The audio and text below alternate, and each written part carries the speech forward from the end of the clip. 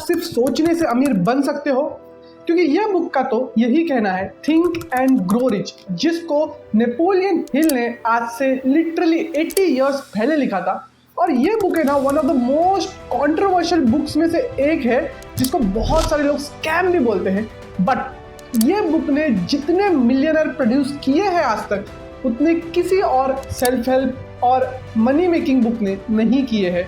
तो मैंने आपके लिए अपने 48 आवर्स लगा के ये पूरी बुक को रीड किया, समझा और ऐसे 10 इंपॉर्टेंट लेसन निकाले हैं ये बुक से, जो मैं ये वीडियो के अंदर आपके साथ शेयर करने वाला हूँ, जो आपको अमीर बनने के लिए मदद कर सकते हैं। एंड मेरे हिसाब से जो 7th एंड 9th वाला लेसन है ना, वो सुपर इंपॉर्टेंट है। तो वीडियो के साथ एंड तक जरूर बने रहना। ये बुक में से पहला लेसन है द बर्निंग डिजायर। अब नेपोलियन हिल ने बहुत सारे बड़े बड़े बिलियनर्स का इंटरव्यू लिया और उनकी जर्नीज को समझा कि वो कैसे इतने ज़्यादा अमीर हुए हैं।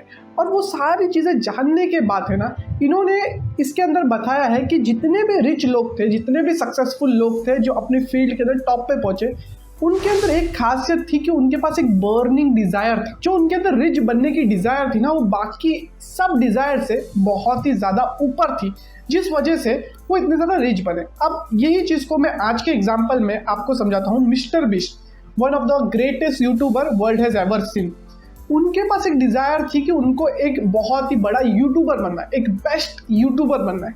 और ये डिज़ायर उनके अंदर 11 की एज से थी। उन्होंने लिटरली 5 से 6 साल हार्ड वर्क किया बिना कोई रिजल्ट के, जिसके बाद उन्होंने क्रैक किया यूट्यूब का कोड, जिस वजह से आज वो सबसे बड़े कंटेंट क्रिएटर है। और उनकी लाइफ से भी हम सीख सकते हैं कि वो बंदे के पास, जिमी डोनाल्डसन के पास एक बर्निंग डिज़ायर था कि मुझे एक बेस्ट यूट्यूबर बनना है, मुझे ये प्लेटफॉर्म के अंदर सबसे बेस्ट वीडियो रिलीज करनी जो कोई ना करता हो। और वो उन्होंने किया। That's why he is so successful. आज मल्टीपल बिजनेस खोल चुके हैं जो $multi-billion के बन चुके हैं। द पावर ऑफ फेथ, इसके अंदर नेपोलियन हिल बात करते हैं फेथ की, कि लोग प्रे क्यों करते हैं, लोग उम्मीद क्यों लगाते हैं ऊपर वाले से, because it carry some supernatural power. अब मैं आपको एक सिंपल सा सवाल पूछता हूँ, अगर आप मुझ पर भरोसा करते हो और मैं आपको बोलूँगा कि कल सुबह 4 बजे मैं आपको 10,000 रुपये दूंगा, आपके बैंक अकाउंट में डालूंगा, लेकिन आपको सुबह उठ के वो मंदिर के पास आना है, तो अगर आपके अंदर फेथ रहेगा तो आप सुबह उठोगे, चाहे आपको कितनी भी नींद आ रही हो, सुबह उठोगे, वो 10,000 के लिए वहाँ पहुँचोगे, बिकॉज आपके पास फेथ था। और यही फेथ की बात है ना, क्रिस्टियानो रोनाल्डो भी करते हैं कि वो अपने आप को बोलते रहते हैं कि आई एम द बेस्ट, मैं बेस्ट हूँ, मेरे जैसा कोई प्लेयर नहीं। That's why he became the best player. और वो इतने अमीर हुए क्योंकि वो फेथ रखते थे अपने ऊपर वाले के पास कि मैं सबसे बेस्ट प्लेयर बन सकता हूँ वर्ल्ड में, मेरे जैसा कोई फुटबॉलर नहीं होगा, मैं वैसा बन सकता हूँ। And he became.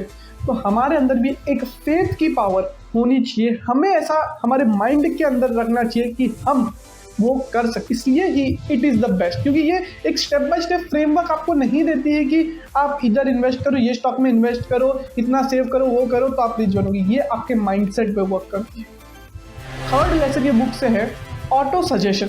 अब जब आप अपने गोल को है ना बार बार रिपीट करते हो ना, तो वो आपके सबकॉन्शियस माइंड के अंदर चले जाए, जिस वजह से ना आप ऑटोमेटिकली ऐसे डिसीजन लेना चालू करते हो जो आपके गोल की तरफ आपको लेके जाते हैं। इसके लिए मैं आपको विराट कोहली का एग्जांपल देता हूँ कि विराट कोहली को one of the best cricketer बनना था, और उसके लिए उनका जो 2012 का जो फेस था ना, वो सबसे ख़राब था कि वो टाइम पे उनकी जो हेल्थ थी वो भी अच्छी नहीं थी, वो बहुत ख़राब परफॉर्म कर रहे थे। लेकिन उसके बाद उन्होंने अपने माइंड के अंदर विजुअलाइज करना चालू किया कि मुझे one of the best batsman बनना है पूरे इंडिया का, पूरे वर्ल्ड का। मेरे को देख के सामने वाली टीम डरे, मेरी विकेट लेने के लिए वो तड़पे कि भाई अगर इसकी विकेट ले ले तो हम मैच जीत सकते हैं, अगर ये खड़ गया ना तो हम हार जाएंगे, वैसा मुझे बनना है। वो विजुअलाइज कर रहे थे, उसके लिए उन्होंने मेहनत की, अपने माइंड के अंदर डाल दिया कि I am the best, I am the best, जिस वजह से वो अच्छा खाने लग गए, रेगुलरली वर्कआउट करने लग गए, और अपने क्रिकेट के जो प्रैक्टिस थी उसके सेशंस बढ़ा दिए और अपने हार्डवर्क को डबल कर दिया, जिस वजह से वो आने वाले कुछ सालों बाद 2016 में अपनी पीक पे पहुंचे, जहां उन्होंने सिर्फ आईपीएल में नहीं बल्कि इंटरनेशनल क्रिकेट में भी रनों का अंबार लगा दिया। वो बोलते हैं कि ये है विजुअलाइजेशन की पावर, ये है हमारे सबकॉन्शियस की पावर। जब हम हमारे माइंड को बोलते हैं ना कि हमें वहाँ तक पहुँचना है, तो हमारा माइंड हमें राइट पाथ दिखाना शुरू कर देते हैं। फोर्थ लेसन है स्पेशलाइज्ड नॉलेज। अब जब नेपोलियन हिल ने बहुत सारे बिलियनर्स का इंटरव्यू लिया ना, तो उसको पता चला कि जो ये बिलियनर्स हैं इनके पास बहुत ही अलग अलग फील्ड की बहुत सारी नॉलेज, जनरल नॉलेज नहीं है, बल्कि ये जितने भी बिलियनर्स हैं जिन्होंने क्रैक किया है रिच बनने का कोड, उनके पास स्पेशलाइज्ड नॉलेज है। अब स्पेशलाइज्ड नॉलेज क्या होती है? स्पेशलाइज्ड नॉलेज मतलब उनको एक फील्ड के बारे में स्टार्ट टू एंड सब कुछ पता है, और ये चीज़ बहुत ही ज़्यादा इंपॉर्टेंट है। अगर आपको कोई भी फील्ड में सक्सेसफुल होना है तो आपको उसके बारे में सब कुछ जानना पड़ेगा। आप देखो ना, जितने भी सक्सेसफुल लोग हैं उन्होंने एक फील्ड को पकड़ा और उसके अंदर बहुत आगे बढ़े। अगर आप देखते हो विराट कोहली को तो वो क्रिकेट को पकड़ के चले, रोनाल्डो को तो फुटबॉल को, मिस्टर बीस्ट को तो यूट्यूब को, माइकल जॉर्डन को तो बास्केटबॉल को, इलॉन मस्क को तो अलग अलग बिजनेसेस को। तो वो जो फील्ड के अंदर है वही फील्ड को वो पकड़ के चलते गए। That's why they are so successful. और वही चीज़ हमें भी करनी है कि हमें भी एक फील्ड को पकड़ना है और उसकी सारी जानकारी चाहिए। इमेजिनेशन। अब इसके अंदर नेपोलियन हिल दो इमेजिनेशन की बात करते हैं, एक होती है सिंथेटिक और एक होती है क्रिएटिव। सिंथेटिक इमेजिनेशन क्या होती है कि हम कोई पुरानी फील्ड के अंदर जाके वर्क करते हैं और उसको बढ़िया तरीके से करने की वर्क करते हैं। जैसे टाटा मोटर्स पहले भी गाड़ियां थी, लेकिन वो गाड़ियों की फील्ड में गई और अच्छी गाड़ी बना रही है। जैसे अडानी हो गया, रिलायंस हो गया, जहां और भी अलग अलग बिजनेसेस हैं उनके, फिर भी वो डिफरेंट बिजनेसेस में जा रहे हैं, पायनियर नहीं बन रहे। उनको पता है कि there are multiple competitors, but हम वो फील्ड में जाएंगे और अच्छे से बिजनेस करेंगे। वहीं एक क्रिएटिव अप्रोच क्या होती है कि आप एक ऐसी फील्ड में जा रहे हो जहां कोई है ही नहीं, कोई आपका कॉम्पिटिटर ही नहीं है। जैसे टेस्ला हो गई, वो इलेक्ट्रिक की फील्ड में चली गई। जैसे ओपन एआई हो गया, वो चैट जीपीटी, डैली 2.0 एआई की फील्ड में चले गए। माइक्रोसॉफ्ट हो गए, वो अपने ऑफिस ऑपरेटिंग सिस्टम बनाए थे। एप्पल हो गए, उन्होंने लैपटॉप्स बनाए, आईफोन बनाया, जो एक क्रिएटिव फील्ड पर। That's why they are super big.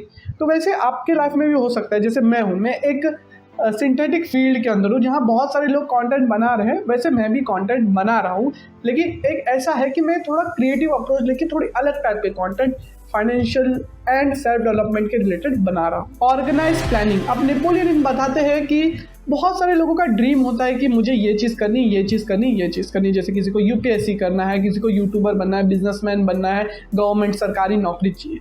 तो इसके लिए ना वो सिर्फ खाली सोचते हैं, उनके पास एक स्टेप बाय स्टेप फ्रेमवर्क नहीं होता है, एक प्लान नहीं होता है। तो इसके अंदर नेपोलियन हिल बोलते हैं कि उन्होंने जितने भी बड़े बड़े लोगों का इंटरव्यू लिया ना, उनसे उन्होंने ये सीखी कि उनके पास एक फ्रेमवर्क था कि उनको वहाँ कैसे पहुँचना है। उनके पास एक प्रोसेस था कि मुझे रेगुलरली ये सारी चीज़ें करनी है जिससे मैं वहाँ पहुँचूंगा। उनका जो माइंड था वो एंड गोल पे नहीं था कि मैं एंड में जाके क्या करूँगा। उनका गोल था कि मैं रेगुलरली ये सारे स्टेप लूँ जिससे मैं थोड़े समय बाद वहाँ पहुँच जाऊँगा। यूपीएससी है तो रेगुलरली मैं स्टडी करूँ, रेगुलरली मैं 8 घंटा स्टडी करूँ, इस पर फोकस हूँ। मुझे कंटेंट क्रिएटर बनना है, मैं रेगुलरली कंटेंट बनाऊँ, हर बार इंप्रूव करूँ, अच्छा कंटेंट बनाऊँ, लोगों तक भेजूँ। तो एंड गोल पे फोकस नहीं है, रेगुलर जो प्रोसेस है उस पर फोकस है। डिसीजन।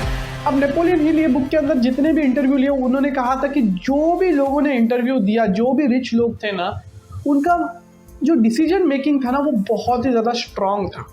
उनका खुद के डिसीजन के ऊपर कंट्रोल था, उनका खुद की लाइफ के ऊपर कंट्रोल था। वो किसी और के बातों में आके अपने लाइफ के डिसीजन नहीं ले रहे थे, वो खुद के लाइफ के डिसीजन खुद ले रहे थे। That's why they become super big. और ये चीज़ आपको भी समझनी कि आपके लाइफ के डिसीजन आपको ही लेने पड़ेंगे, तब जाके आपको जहाँ पहुँचना है वहाँ पहुँच सकते। परसिस्टेंस। जब आपके पास बर्निंग डिज़ायर हो और विल पावर हो तो आप कहाँ भी पहुँच सकते हैं। क्योंकि बहुत सारे लोग हैं ना, बहुत जल्दी गिव अप कर देते। 1 साल के अंदर रिजल्ट नहीं मिला, गिव अप कर दिया। 2 साल के अंदर नहीं मिला, गिव अप कर दिया। अरे भाई साहब, अगर आपको सबसे ज़्यादा ऊपर पहुंचना है, टॉप पे पहुंचना है, अमीर बनना है ना, तो आपको परसिस्टेंस रहना पड़ेगा। आप देख लो यार, जितने भी सक्सेसफुल लोग हैं, SRK, mister beast, Dhoni, Virat Kohli, ये सारे अपने फील्ड के अंदर पिछले 25 से 30 से ज़्यादा सालों से वर्क कर रहे हैं। यार मिस्टर बीस्ट जैसा 28 साल का लड़का भी पिछले 15 से 20 सालों से वर्क कर रहा है वो फील्ड के अंदर। वो तो सोचो 11 की उम्र से उसने चालू कर दिया था यूट्यूब वीडियो बनाना। धोनी ने भी कितनी कम उम्र से खेलना चालू कर दिया था। SRK का तो बचपन से थिएटर करने का सपना था और फिर फिल्म करने का सपना था, तब जाके वो इतने बड़े बने। भाई इतना टाइम उन्होंने एक फील्ड में दिया है और हर बार अपने को इम्प्रूव किया है। हम खाली 1-2 साल का सोचते और छोड़ देते। भाई 1-2 साल नहीं, आपको अगर इतना बड़ा बनना है, जितने भी इंटरव्यू इन्होंने लिए, जैसे एंड्रू कार्नेगी, हेनरी फोर्ड जैसे बड़े बड़े लोगों के इंटरव्यू लिए, उन्होंने भी यही समझा कि भाई हेनरी फोर्ड इतने बार फेल हो गए लेकिन उनको कार ही बनाना था, कार कंपनी ही खोलना था। थॉमस एडिसन इतने बार फेल हुए लेकिन उन्होंने इलेक्ट्रिसिटी, लाइट बल्ब का खोज किया। क्यों कर पाए? क्योंकि उनके पास एक परसिस्टेंस था। The power of master mind. अब देखो, ये कहावत तो आपने सुनी रहेगी ना कि आप आपके आसपास के 5 बंदों के एवरेज होते हैं। अगर आपके आसपास के 5 बंदे रिच बनने वाले हैं या रिच हैं तो आप भी थोड़े समय बाद वहां पहुंचोगे, लेकिन बाकी एवरेज पर्सन का माइंड जो है ब्रोक है आपके आसपास के, तो आपका भी माइंड ब्रोक हो जाएगा। आप भी गरीबी जैसी सोच रखोगे तो आपके आसपास के लोगों का बहुत बड़ा असर पड़ता है। और आज के दिन आसपास के लोगों के साथ आप कौन सा कंटेंट कंज्यूम कर रहे हो उसका भी बहुत ज़्यादा असर पड़ता है। कि आप अच्छा कंटेंट कंज्यूम कर रहे हो तो आपकी लाइफ अच्छी होगी, लेकिन अगर आप नेगेटिव कंटेंट कंज्यूम कर रहे हो तो आपकी लाइफ वैसे नेगेटिव हो जाएगी। तो यही चीज़ ये बताते हैं कि जितने भी रिच लोग थे वो अपने सर्कल के अंदर रहना क्यों पसंद करते थे, क्योंकि वहाँ रिच माइंडसेट वाले लोग थे जो उनको और ऊपर लेके जाने में मदद करते थे। सबकॉन्शियस थॉट, हमारा सबकॉन्शियस माइंड है ना सुपर पावरफुल। और बुक के अंदर नेपोलियन हिल ने बहुत बार सबकॉन्शियस माइंड की बात की, क्योंकि आपने कभी खुद ही इमेजिन करके देखो कि अगर आप कोई प्रॉब्लम के अंदर हो या कोई गोल के ऊपर वर्क कर रहे हो, कुछ कर रहे हो, तो बहुत बार ऐसा होता है ना, आप शावर जब कर रहे हो, कुछ डिशेस वॉश कर रहे हो, तो आपको आइडियाज़ आते हैं कि आपको कैसे वो प्रॉब्लम से निकलना है या कैसे वो चीज़ें करना है। मेरे लिए ऐसा होता है कि जब भी मैं शावर करता हूँ या डिशेस करता हूँ तो मुझे वीडियोस के लिए आइडिया आ जाते हैं, थंबनेल के लिए आइडिया आ जाते हैं, और वो बहुत ही अच्छा आइडिया होता है जिसको मैं इम्प्लीमेंट करता हूँ तो मेरी वीडियोज़ और थंबनेल्स बहुत अच्छा परफॉर्म करते हैं। और ये चीज़ हमारे सबकॉन्शियस माइंड की पावर होती है कि जब हम ज़्यादा कुछ सोचते नहीं, हम सबकॉन्शियसली वर्क कर रहे हैं ना, तो हमारा सबकॉन्शियस माइंड हमें आइडियाज़ देता है। तो जब आप अपने गोल को बार बार रिपीट करते हो ना, तो सबकॉन्शियस माइंड भी आपको वहाँ तक लेके जाने की पूरी कोशिश करते हैं। तो ये थे 10 लेसन जो मैंने ये बुक से लिए हैं, और विश करता हूँ ये वीडियो आपको अच्छा लगा रहेगा। और आपके लिए एक गुड न्यूज़ है, मैंने अपना पहली ई बुक लॉन्च की है, 100 वर्ड्स टू बी रिच। और ये चीज़ मैंने रिच डैड पुअर डैड के कैश फ्लो क्वाड्रेंट से सीखी थी कि फाइनेंशियल लिटरेसी हमारे लिए बहुत ज़्यादा ज़रूरी है, और वो लिटरेसी के लिए हमें फाइनेंशियल वर्ल्ड के वर्ड्स जानना बहुत ज़्यादा ज़रूरी है। इसलिए मैंने पूरे फाइनेंशियल वर्ल्ड में से 100 मोस्ट इम्पॉर्टेंट फाइनेंशियल वर्ड्स निकाले, जिसके मैंने मीनिंग्स, डिस्क्रिप्शन और एग्जाम्पल ये ई बुक के अंदर डाला है, जिसको अगर आप पढ़ोगे तो आपकी नॉलेज बहुत ही ज़्यादा ऊपर जाएगी। और आप लोगों के लिए स्पेशल डिस्काउंट के साथ मैंने इसका प्राइस सिर्फ 53 रुपीज़ रखा है, जो मैं 100 रुपीज़ रखने वाला था, 53 रुपीज़ है। लिंक डिस्क्रिप्शन में, आप जाके चेकआउट कर सकते हैं। मिलता हूँ मैं आपसे अगले वीडियो में, तब तक के लिए बाय बाय।